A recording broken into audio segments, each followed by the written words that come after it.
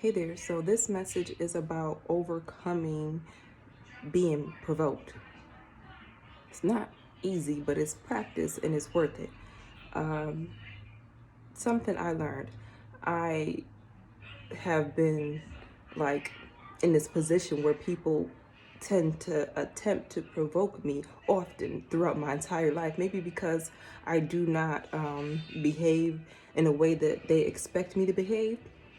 So I received that a lot. But what I learned, and this is very effective, to ignore that person, completely ignore them. Do not acknowledge them at all. Just make it like they do not exist. Even if they're right in front of you, this is a coworker, this is someone that you unfortunately might have to live with. This is someone you might have to see every day. Just really act like they are not there. Do not acknowledge them. I'm not saying be negative. I'm not saying to be rude or anything. Just really do not acknowledge them. Say you go to work one day and this coworker that has been bothering you for a very long time, just finding ways to attempt to get under your skin, and you just choose to not acknowledge this person, blatantly not acknowledge this person, do whatever you have to do, any of your duties, and really not even look at this person, not look their way, not listen to them, whatever they're saying, it does not affect you, it does not bother you, you just really not present in their presence. They do not matter. Truly, this will get them to want your attention. This will make them want to be seen by you. They're going to want to be heard by you. So that attempt to get under your skin is going to become this attempt to want to be in your presence. So they are doing whatever they can to want to be in your presence. They are probably seeking demands from you, seeking to be a servant for you because they want to be in your presence. They want to be in your good graces. And honestly, a lot of times if someone is trying to provoke you, it's not because they hate you or you're hideous or because you're horrible. It's because they want you. They want your attention because it's something about you that interests them. It's something about you that draws them in. I want to give a quick example.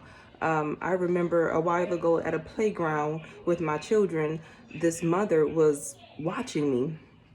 And I spoke to a few of the mothers as I walked into the playground, and I noticed this one mother, we didn't speak to each other, but she was watching me throughout the playground. Her daughter pushed my child down, and I said something to her child, and immediately she just ran up with so much aggression and animosity and anger towards me. But I knew right away it's all her. It's her hatred for herself.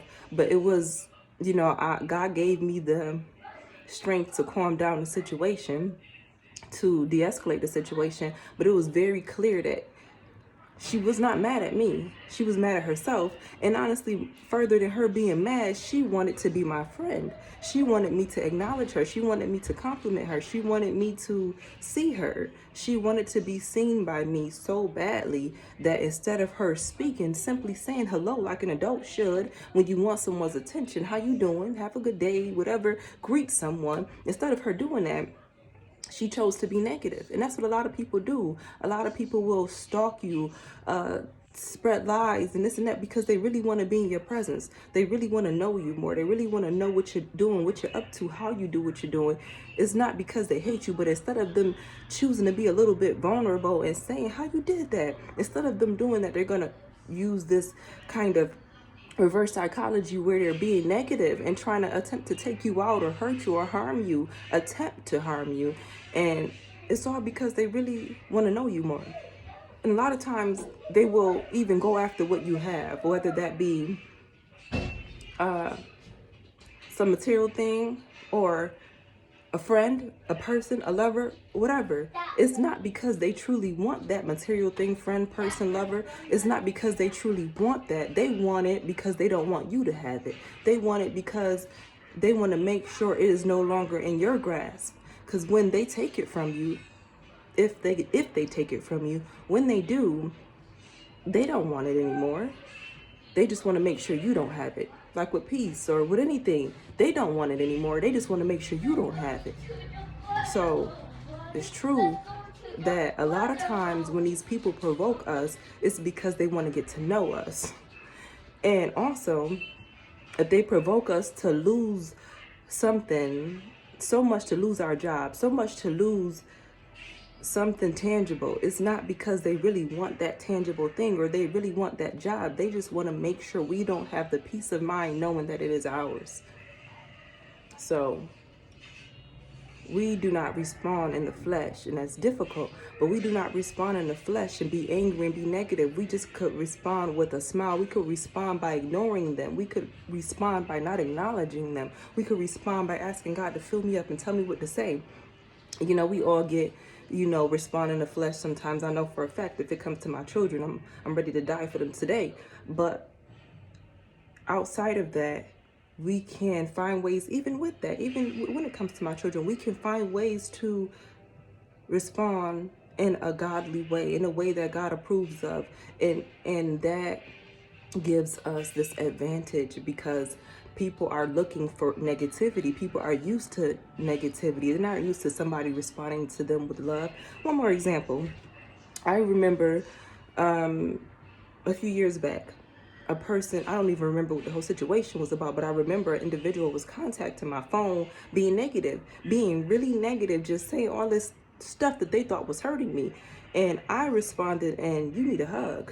That's what I said to this individual. And they kept going, sending these long paragraphs, attempting to bother me, attempting to get under my skin. And I said, let's meet up for coffee. Like, I think you need a hug. And the more I responded like that, they started to fall back. And I continued on like for real, where you at right now? I'll pull up. I'll come give you a hug. That's what you need. And eventually they just stopped messaging me altogether because a lot of times people need love more than they need anger. And a lot of times they're not used to being responded to in a civil way. They're used to that dysfunction. To respond in a loving way, in a civil way, that might bring the baby out of them. They might fall in your arms like a baby because that's really what they've been needing this whole time. They've been running rapid, being dysfunctional, but that's really not who they are. So those are a few ways to overcome being provoked: to not acknowledge it and to respond in a way that is not of the flesh. So I hope this reaches someone it can help. In all things we do, let's give God the glory. I pray this helps, heals, and strengthens, and I will see you in the next video.